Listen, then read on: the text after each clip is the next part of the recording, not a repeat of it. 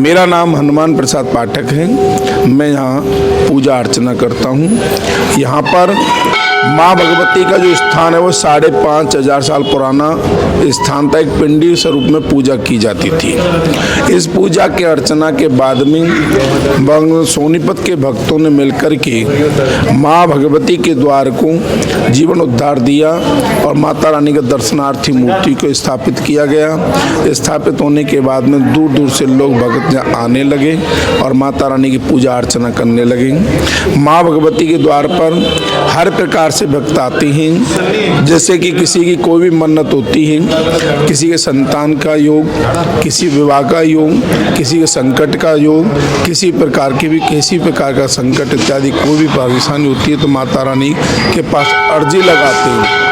अर्जी लगा करके महारानी से प्रार्थना करते हैं, महारानी हमारा ये कार्य जब पूरा हो जाएगा तो आपके दरबार में दोबारा आकर के भंडारा प्रसाद इत्यादि सब कुछ हम बांटेंगे। तो माता रानी के द्वार पर चढ़ाने से पहले लोग भक्त आते हैं, नारियल, चुन्नी, फूल माला, पुष्प इत्यादि चढ़ाते हैं और महान पेड़े का प्रसाद चढ़ाते हैं और आपके पतासे इत्यादि लेते हैं, बैसरी इत्यादि का प्रसाद लेते हैं। 19 प्रसादों को लेकर के माँ भगवती को चढ़ाते हैं और माँ भगवती से प्रार्थना करते हैं, महारानी जब हमारा कार्य पूरा हो जाएगा तो हम आपके दरबार में दोबारा आएंगे।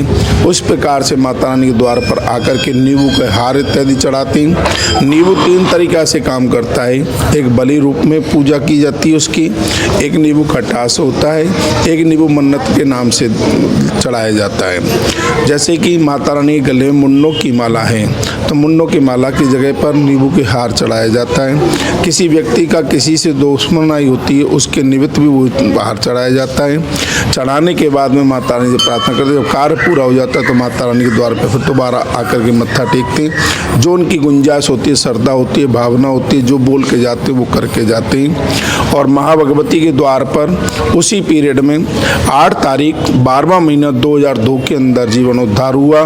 जीवन उद्धार के बाद में माँ भगवती के द्वार पर दिल्ली कालका जी से पैदल चल करके जोत लाई गई। यहाँ जोत को स्थापित किया गया।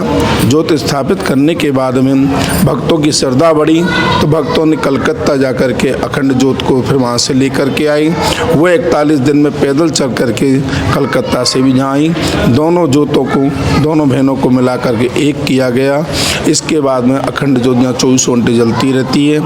माँ भगवती के द्वार पर बड़ी दूर दूर से लोग आते हैं। जब हमारे सीढ़ी साते का मेला आता है, बासोड़ा कहते हैं, उस पीरियड में माँ भगवती के द्वार पर सोनीपत के सभी माता बहन भाई बंधु आते हैं। अपने घर से रात्रि वाला खाना लेकर के माता रानी पर प्रसाद इत्यादि चढ़ा करके यहाँ बैठ कर के खाना खाते हैं। जैसे चावल, पूड़े इत्यादि ये लेकर गुलगुले इत्यादि ये प्रकार का खाकर जूठा मुँह करके फिर यहाँ से जाते हैं। इसी प्रकार एक आषाढ़ के महीने में नया कनक जो खाया जाता है वह नया कनक भी माँ भगवती के द्वार पर पहले पूड़े बना करके चढ़ाए जाते हैं। चढ़ाने के बाद में लोग कनक खाना शुरू करते हैं और माँ भगवती के द्वार पर शनिवार को सुबह प्राप्त 5 बजे से लेकर के रात्रि 10 बजे तक मंदिर में आवागमन बना रहता है। दूर दूर के भक्त आते, सोनीपत से भी, बाहर के भी भक्त आकर के दर्शन करते हैं, मन्नत करते हैं और भंडारा लंगर प्रसाद चढ़ाते हैं। इसके बाद में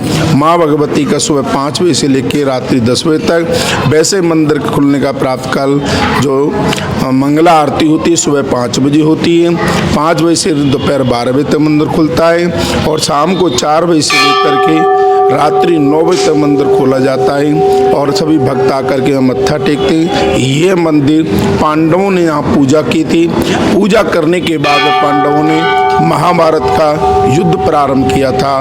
लोग यहाँ के बुजुर्ग, शहर के बड़े बड़े बुजुर्गों ने और ग्रंथ के अंदर भी ये लिखता हुआ मिला है। सोनीपत को सोनपत के नाम से भी माना जाता है।